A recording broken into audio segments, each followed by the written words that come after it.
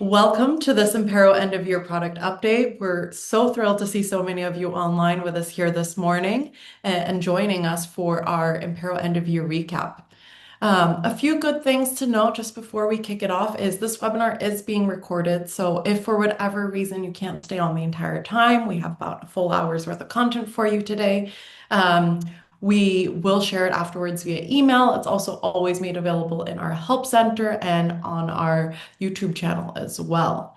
But if you have any questions, we'd love for you to stay on throughout the entire time. You're welcome to use the Q&A button here in Zoom and ask questions throughout the session, but we will address all the questions towards the end of the webinar. So what can you expect from today's webinar? Well, it is our end of year recap, but we're also going to be looking back at what was released in Q4, as well as the full year. So a full look back at what happened in 2025. We'll also have a quick roadmap update about what's coming next year, what's in progress, what's being considered. And then we have a feature in focus today, which is the developments around entity management. And then we will finish off with a live Q&A with Christian and Morten. So as I mentioned before, put those questions into the Q&A panel and we will try to keep an eye on them as we go throughout the session. A quick introduction. My name is Jasmine Hansen de Guzman. I am the marketing director here at Impero, and I will be your moderator today. So if you have any questions or you need help throughout the session, feel free to chat it in through the Zoom chat, and I'll do my best to assist you. And with me today, we have Christian Jensen, our head of product. Would you like to do a quick introduction? Yes, thank you, Jasmine. Thank you for the introduction. My name is Christian, and I'm the head of product here in Impero. And I'll be going through the roadmap, and I'll be going through some of the releases we did this year. Super excited to see you all today.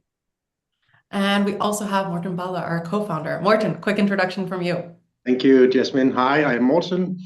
I have been with Impero for now 12 years, yay! And I've been involved with the product development since the beginning, and I'm so privileged for that. It has been really fun, and I'm happy to share good news today, but more on that later.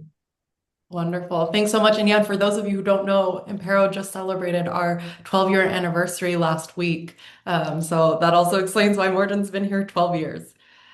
So a quick thing before we dive into all of the great content today, I did just want to, as some of you who might follow Spotify, they do a wrapped. We did a little wrapped on the Impero platform as well of some of the top things that have dropped this year. And I know Christian's going to go more into that, but also look at how many different submitted controls. We've had over 511,000 submitted controls this year, 330,000 reviewed controls, and more than 20,000 risks assessed. And we're looking forward to seeing even more next year.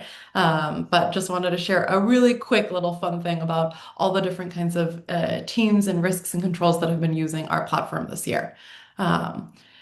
And if you've joined us before, you know we love to start off with a poll question. And this poll question, I'm going to launch it in just a second on your screen, is a little bit special because we're actually going to be featuring some of these answers and responses in our upcoming 2026 predictions and trends report.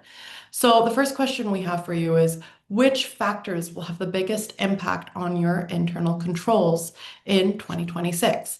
And if it's not any of these, feel free to chat it in as well. And we will definitely be using that in our report. But is it AI and automation? We know there's a lot of organizations that are thinking AI first into the next year. Is it regulatory changes and acceleration? For example, in the UK, we're seeing the addition of provision 29 on the UK Corporate Governance Code that's having some impact on organizations. Is it the continued digitalization of your finance and tax functions? A lot of people, when they start working with Impero, they're coming from Excel spreadsheets. So it is more an education, internal education. And with that goes hand in hand culture and people-driven compliance, making sure that people understand why they need to be filling out the controls, why they need to be providing evidence. And if it's something else, feel free to put it in the chat. We'd love to hear what it is. And I can see we have a pretty good chunk of people who have answered. I'm going to give it 2 more seconds and then I'll share the results. So let me share the results. And it's a pretty interesting mix. So it's a AI and automation and digitalization of the finance and tax function are kind of the 2 biggest drivers. whereas regulatory changes in culture and people driven are a little bit less, both around 19%. And then 6% of you have something else up your sleeve. So we'd love to hear about that in the chat later on.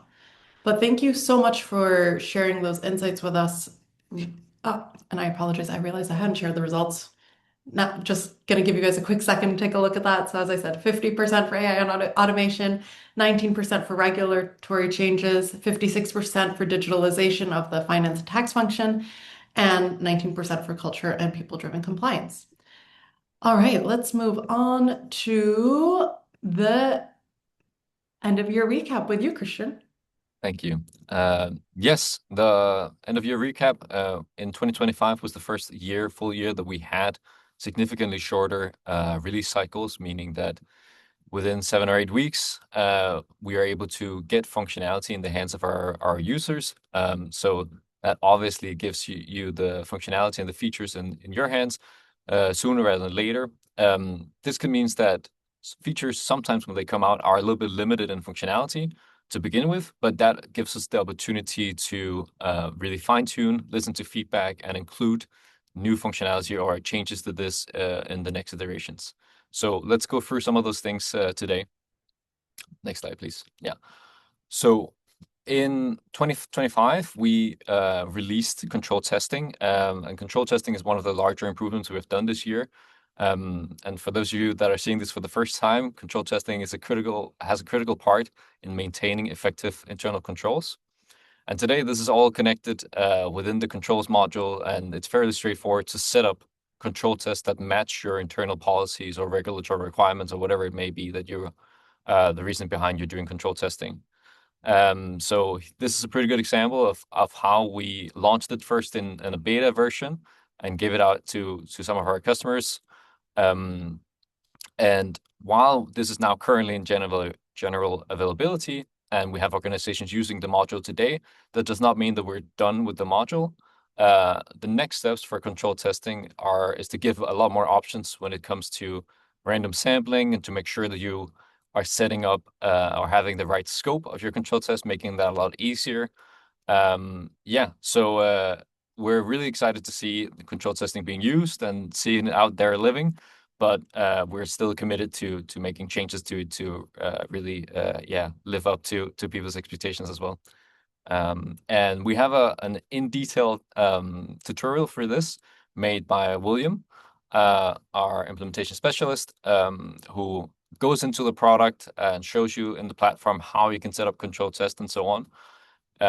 And if you can't see control testing within your existing module, don't be alarmed. It's not enabled per default, but of course you can always reach out to your customer success manager to get an understanding of how you could get this enabled. And moving on, or maybe we should just give, I was just wondering with the QR code, but all good. If we move on to some other functionality with it this year, we had a refreshed dashboard, which is something that was a frequent request by many customers, basically to give a quick overview of how things were going. We have then, since releasing for the first time, giving you more abilities to see how things are going within your dashboard and how things are going within your internal controls activities. We've added future activities so you can easily see how the current month, quarter, or year is looking like, but also to get an idea of what's to come. You can have there are multiple filters that you can filter based on your needs and to take from the dashboard and jump straight into the activities list, or to create specific views if you need that. The dashboard, of course, lives alongside the existing reports module, which might be the right case if you have like recurring needs for reports to be sent out. But the dashboard here is intended to give a nice and quick overview for all of your control activities. Next slide. Yes. Another thing we also released this year is control triggering. So we released the first version of control triggering as a way to trigger a control based on the completion of another control, as opposed to a predefined schedule. And this can be useful when there are control dependencies, for an example, with month-end close or similar processes where with control dependencies. We have a guide now for setting up control triggering on the next slide. And while control triggering in its current version is a little limited functionality, we're really excited to see how various organizations use it today, and we're really appreciating all the feedback and suggestions that we're getting. So this will ultimately help us try to prioritize where can we give the most value to our users when it comes to this type of automation or control triggering. So yeah, we're really excited to see people use it. And if you're not using it today or have gotten a guide to it, maybe this little feature and focus by William can actually give you a good idea of how to get started with it.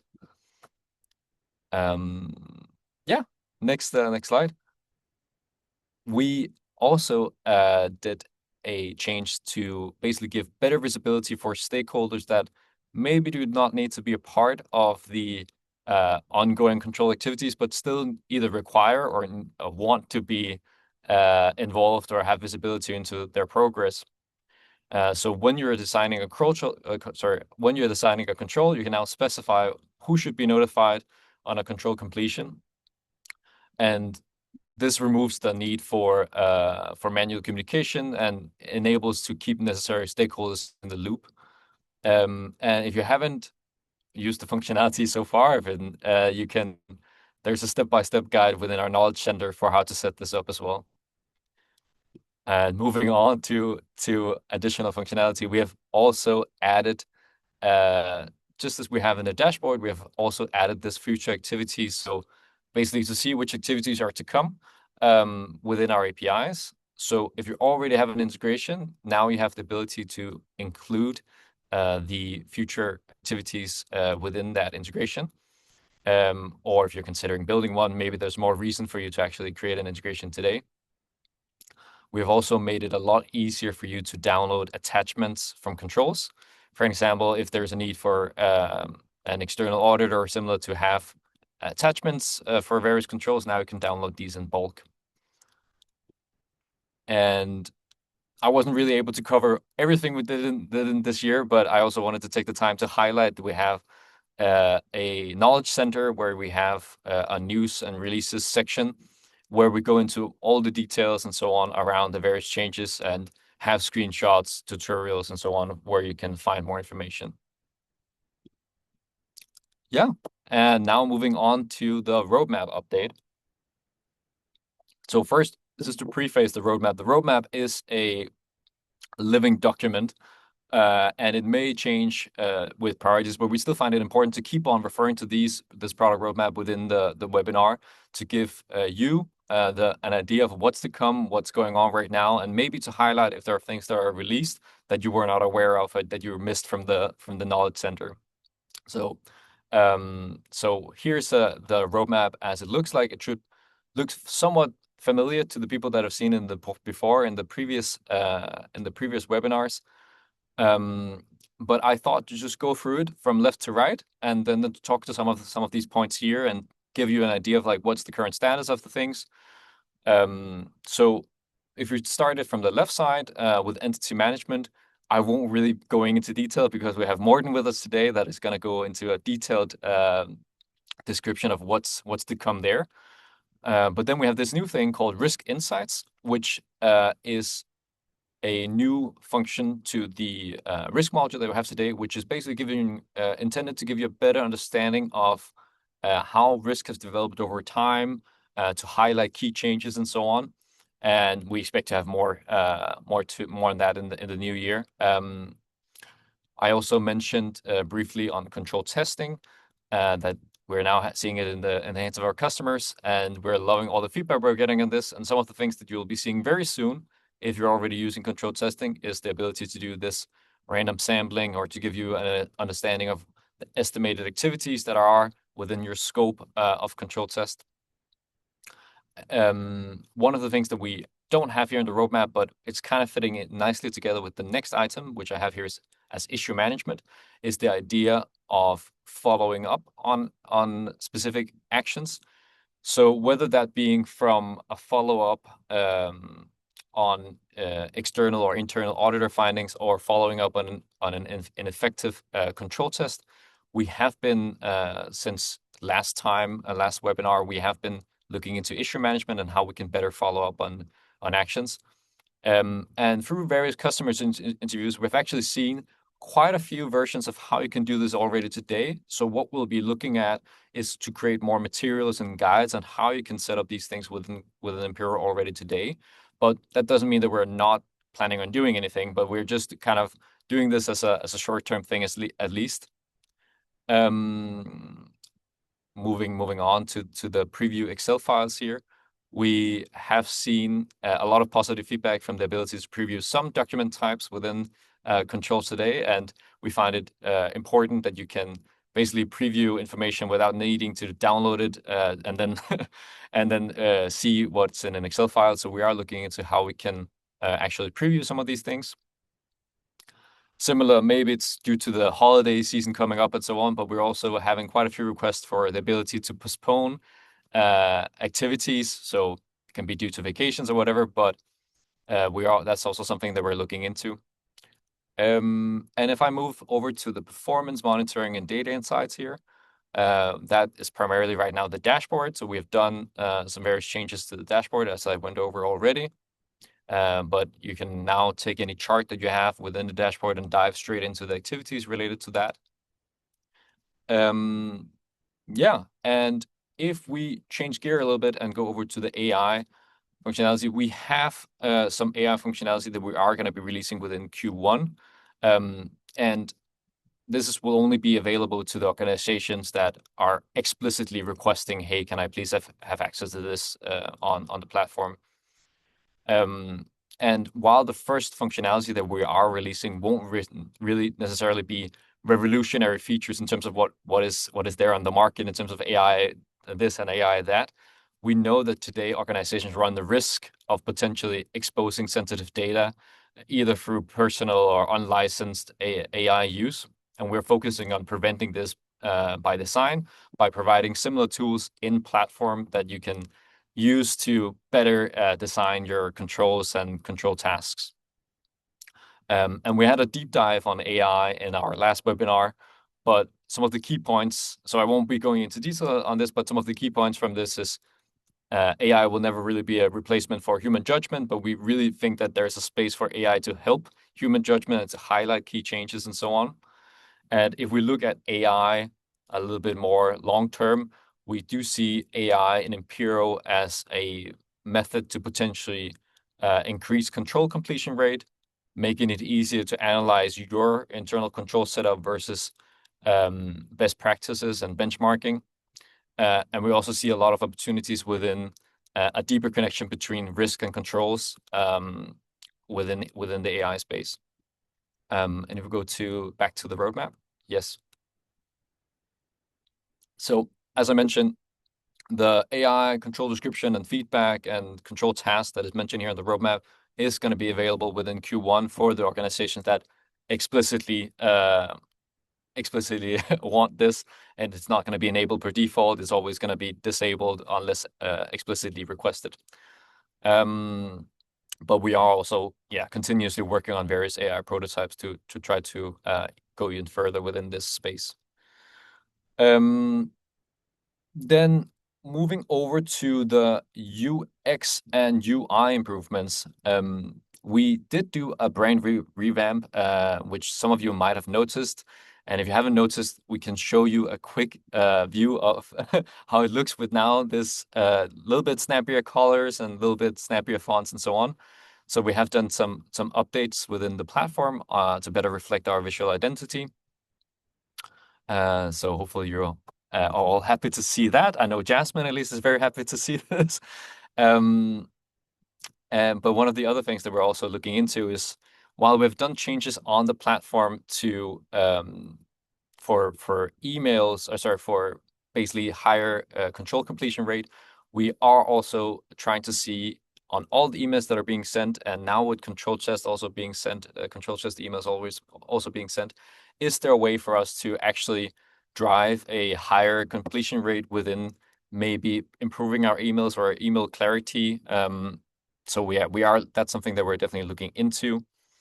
And moving to the last section of the roadmap, and then I'll move it along, is within our integrations and connectivity. So as mentioned a few times before, future activities are now available in API. we'll also be adding this to the Power BI connector so that if you're using Power BI today, you will have the ability to use a new connector that will then include the future activities for you as well. One of the things that we have been working on a lot in the last few months is within provisioning using an identity manager. So for those of you who are not familiar with it, identities are being typically managed in some centralized version or centralized identity manager. And we would like to connect with those identity managers within your environment. So that this will hopefully make it a lot easier to onboard new users and offboard old users within Impero to increase security, but also just make it a lot easier to manage identities and access rights. And then lastly, we have the SAP connector here. And since last time we spoke, it was also in the last webinar. We've been interviewing customers and getting a lot better understanding of how could a first iteration of a SAP connector within Impero look like. And we're currently investigating the technical complexities of doing like an initial integration between the two parties. So yes, I think that was everything from my side on the roadmap. And of course, if you have any questions specifically to this, then please use the Q&A function here in Zoom. Wonderful. But back to you, Jasmine. Yes, thank you so much. And I can already see we're getting a couple of really great questions. I will also just make a note that if you ask your question anonymously and if we happen to run out of time, we might not be able to follow up with you. Understanding if you might not want to share your name, but just wanted to let you know that if you do share your name, we are able to more proactively follow up with you and maybe even get you on some of those customer interviews that Christian's mentioned that we do take into account as part of our product development and roadmap process. Before we jump into the next section with Morten and entity management, I did also just want to do a little plug. I know AI is, of course, a big topic, and we have launched an online series called Compliance Curated, a little bit of a play on our in-person event that we had earlier this year. And Compliance Curated is all about bringing together different topics that are really interesting and relevant. So we just did one on AI and financial controlling and compliance. We'll make sure to include the link in the follow-up email, but can highly recommend. I had a great conversation with a couple of experts who are out there trying to implement AI for finance, controlling, and tax teams. But with that said, I'm also just going to launch the second poll question, and it should be popping up on your screen here in just a second. And that is, what is the biggest challenge you face today in managing risks and controls? And of course, it might not be any of the things. Let's see, there we go. It should be launched on your screens now. It might not be any of these. So again, if it's not one of these, please do feel free to write in the chat. But just really interesting to get a better understanding of what challenges you're facing, because that also means that we can also build that into our future. And I think it should be running. No, all right. We're having a little. Let me try one more time. Zoom is not cooperating with me today. And it is not cooperating right now. All right, we'll have to come back to this one then, and we'll hope that Zoom is cooperating right then. Well, with that then, we'll hand it over to you, Morten, to jump into the entity management. All right, thank you. Yeah, I'm really excited that we have begun this work on entity management in regards to our control environment. Impero has always been very flexible, and we tend to keep it that way, but sometimes flexibility comes with limitations. And today, we'll not bring mock-ups or go into solution mode, but instead we'll try to set the scene and explain the problem that we are trying to solve. All right, so we have created this company called Arrow Harvest. It is fictional, but it's a company that we believe is probably in the energy sector. It's a company in growth. It has not zero, but actually I'm not sure. It has 100 legal entities, which are governed centrally from Denmark. Next slide. So currently, the Arrow Harvest control landscape exists of 81 financial controls. They are spread over 8 processes. Right now, we have what you see here, we have about 20 entities that are in scope. So there's a lot of entities that are still not in scope, but could become. And as said, they are managed centrally. So we have someone in Denmark trying to manage this control landscape. All right. So Arrow Harvest runs Impero, and their setup right now consists of one program to rule them all, hopefully. And the head of risk and control is currently managing this program. So what he has done is he has assigned these 20 different entities to the 81 controls using our tag to sort of identify the entities. And the global admin, head of risk and control, he's handling all updates to the controls. He's handling all the assignment and so on around the control environment. So this actually works quite well. We have a centralized control governance. It's fairly easy to maintain, only one place to change controls. It creates good consistency. It has also been quite efficient to roll out to new entities. It's just adding a new assignment, putting in a tag, and then the responsibles in the entities, they can submit their controls and their evidence. But everything to a point, because as I said, right now we have 20 entities on this control environment, but there are still around 80 to go. So there is a potentially scaling issue coming up. So next slide, which we have tried to highlight here, and it is focused around access and control management challenges. Because, as you know, we can't really grant access to entities because entities aren't in fact just tags. If local,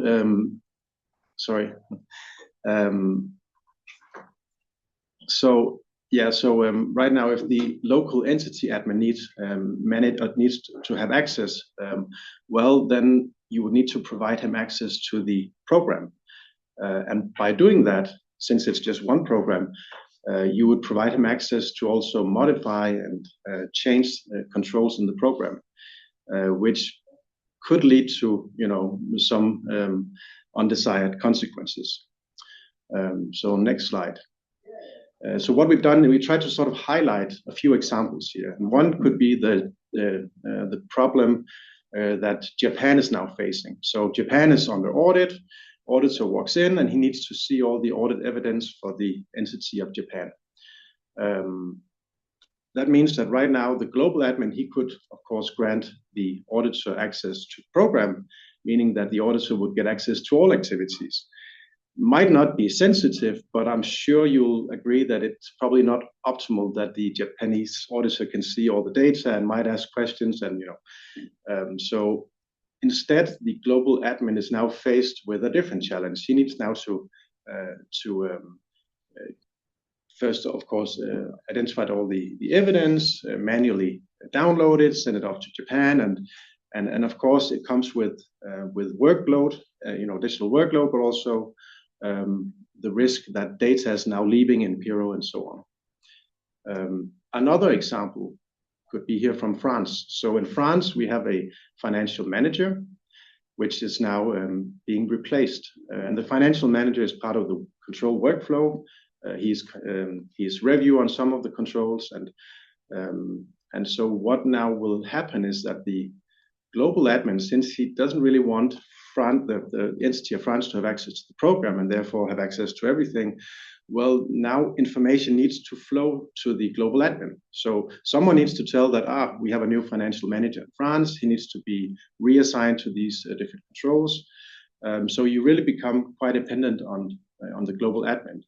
And you also prevent the local entity from really having ownership or responsibility. And end of the day, this will, of course, slow down control operations since, mistakes will happen. All right, next slide. So what we are building, and we are actually building right now. So we have the first things on our test environment, which is really nice. It's going to be a big project, but it's actually coming along really well.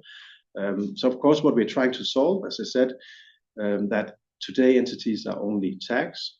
So there's no entity ownership, no way to grant the entity access on the entity level. All changes need to be handled by the global admin and so on. And what we want to do is really create a governance around the entity. So we imagine here that the global admin will be responsible for creating entities, also for assigning the entities to the controls, and thereby you could say will be the one defining the global governance scope. You'll also define who in the entity can administrate the entity. So he can sort of push responsibility away. So the entity, local entity admin can now decide on, okay, I need my French auditor to have access to the data and so on. So that responsibility we can push away. And we can also push away the responsibility of having the global admin to assign and revoke access, put on new reviewers and so on. All of that can be done in the entity. So it's going to be hopefully something that will change quite a lot. And I know many of you probably would like to have a setup like this with one program. And I know that many probably instead, because it was not possible, would have multiple programs to sort of overcome the issue. So every entity will have their own program. Well, that can now change. And of course, we are happy to help with that when we come to that. So that's currently ongoing. Next slide, just to highlight really that how this will affect you. And just to be clear that when we are launching this, it'll be something that is not enabled per default, so it won't interfere in what you have already.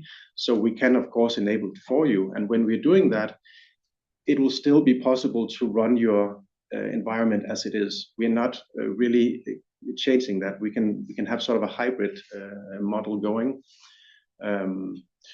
And also, you may say, well, what about my entities for risk management? Well, those will actually merge when we are further down the line. So we'll have like one entity, but it can be used both for risk assessment and for control management. We'll, I'm sure, inform you a lot more in Q1. So I'll be happy for that. I'm sure we'll have William or someone else in the CS team to do demos with you guys once it's launched. Awesome. Thanks so much, Morten, for that deep dive into the entity management function. Super exciting. And I know I'm going to share the date for our Q1 product update webinar in a little bit, because then we'll hopefully be able to put that in your calendars already, and we'll definitely have more information about entity management for you at that time. I'm going to give polls another try here, but we'll see if Zoom decides to cooperate, because we did have one last question for you. And hopefully it's launching, but I do think they're having some technical. Is it up on anyone's screen? No, it's not. We'll skip that then, unfortunately, and then we'll just have to share the data from the very first one. But if anyone does have an answer to this question of how effective do you feel your organization's internal control environment is today, would love to hear that in the chat. But as we mentioned before, and before we jump into the Q&A, do use the Help Center. Our support team does make sure to maintain that both in English and German. And we have also been enriching it recently with tutorials. We are also putting those tutorials, as well as all of these webinars, all of the other webinars, with more knowledge sharing and inspirational content on our YouTube channel. So do follow that as well, so that you can get notifications. Also highly recommend, if you don't already, to follow us on LinkedIn, where we do share all of our upcoming webinars, behind the scenes information, basically everything that you need to know as a Impero user. And last but not least, I do have that date for you. And right now we do have the Q1 2026 product update webinar on March 25th. And you can, of course, receive all of the invites if you are signed up to our newsletters as well. And with that, we do have time for some Q&A, and it's great to see some questions already ticking in. So we're going to kick it off with that. And the first one that we have is for for you, Morten, around entity management, and it's, will there be any limits in the number of entities that I can set up in entity management? Nope, there'll not be any limits. Of course, once we start here, we might help you set this up if you come with 100 or 1,000 entities, but there are no limits as such. No. Great. And then the next one that we have is for you, Christian, and it's in 2025. I've noticed that you've had more frequent releases, and I know you alluded to this as well. Will this continue in 2026, and how often will approximately the releases be? The short answer is yes, it will continue in 2026, and we will kind of be continuing with doing these 7 to 8 weeks between each release for any feature releases that we will do. That's expected to continue at least. Perfect. And then I can see we actually don't have a question, but a comment, and someone who's very happy to see that the risk insights are being added to the risk module. So awesome. Glad we're on track there.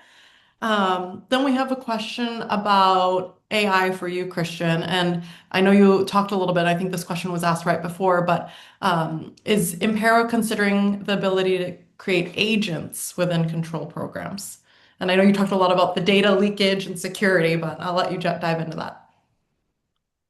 Yes, I mean, for within the AI space, I do definitely think that we are having considering all options, and I think that we will have a more clear pathway or like continue to communicate what's going on within this space within Impero and how we continue to see the use of AI within the platform in the webinars and in our newsletters and so on. So, like, I definitely think that this is really like only one way, but of course, we still acknowledge that not all organizations are able to use it or want to use it or have an interest in using it and so on. So yeah, it's continuing to be fully feature flagged and only be released for the people that explicitly want it.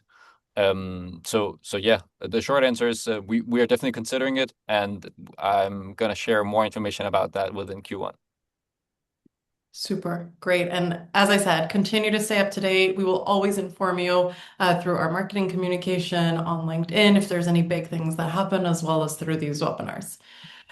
We have a great question, which I think, Morten, I'm going to ask you to answer around the new notification upon control completion. And it's in the new notification feature on controls, a view control button is shown. However, the notification will often be for someone not administrating or completing the task, so they won't be able to use the button. Will this be changed so you can actually see the submitted control answer only based off of the notification feature? Actually, quite interesting question, because right now it's not possible. So we launched this way that we can notify, you get an email once the control has been submitted.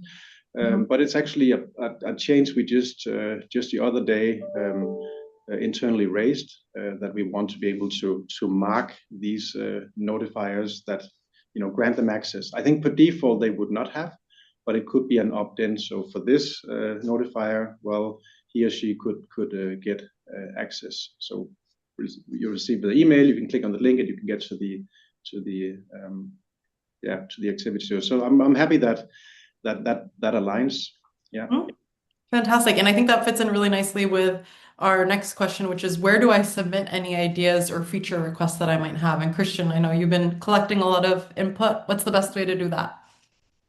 Yes, I would say reach out to your customer success manager, and they will feed it back to me in some way, form. And there will be, if you're willing to also talk with me about it, then I'm sure we can figure out something on that front. So yeah.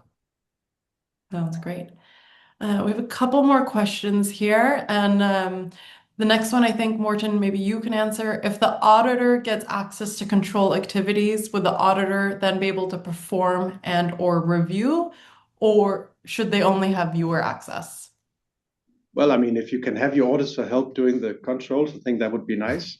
But no, I mean, we will, of course, respect the access control system we have today. So you can grant view access to your auditor, you can view activities.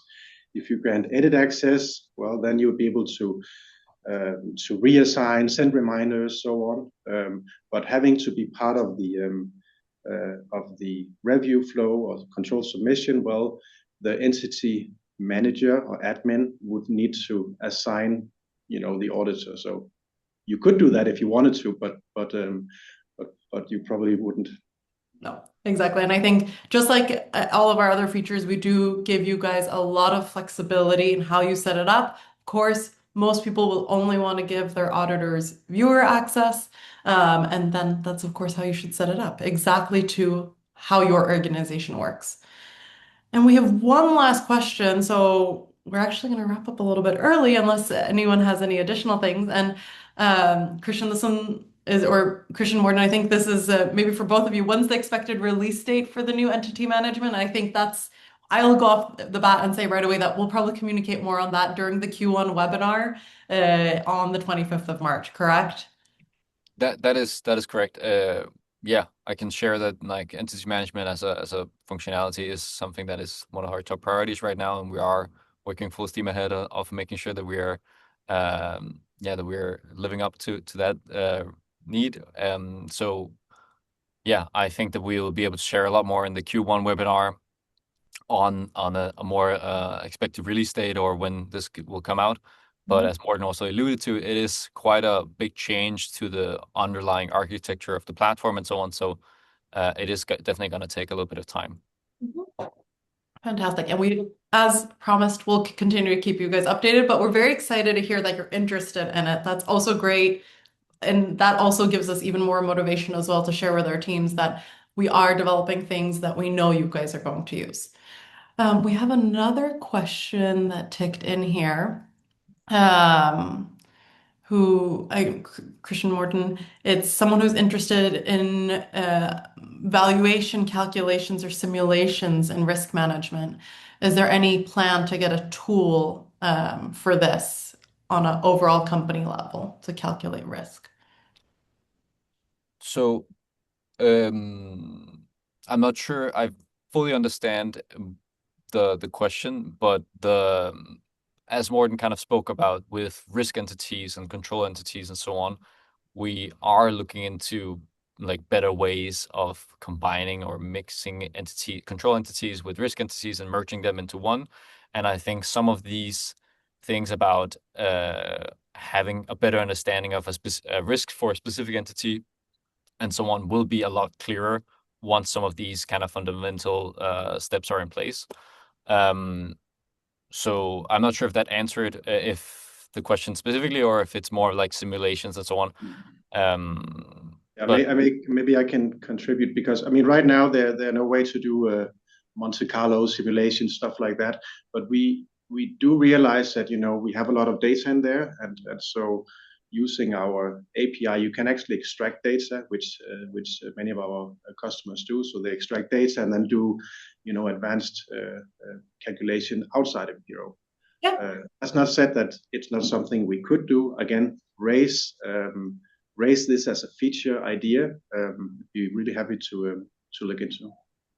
Yes, and it's great that we're already prioritizing the connection or the better connection between risks and controls, which is also an important element. So wonderful. Well, and the person says thank you for that answer. So that's fantastic. And if you need any help with the APIs, again, the Help Center has lots of great information there, and you can also chat with our support. But with that, we just want to say a big thank you to everyone for joining. Thank you for listening in. Thank you for joining all of our different quarterly product update webinars this year.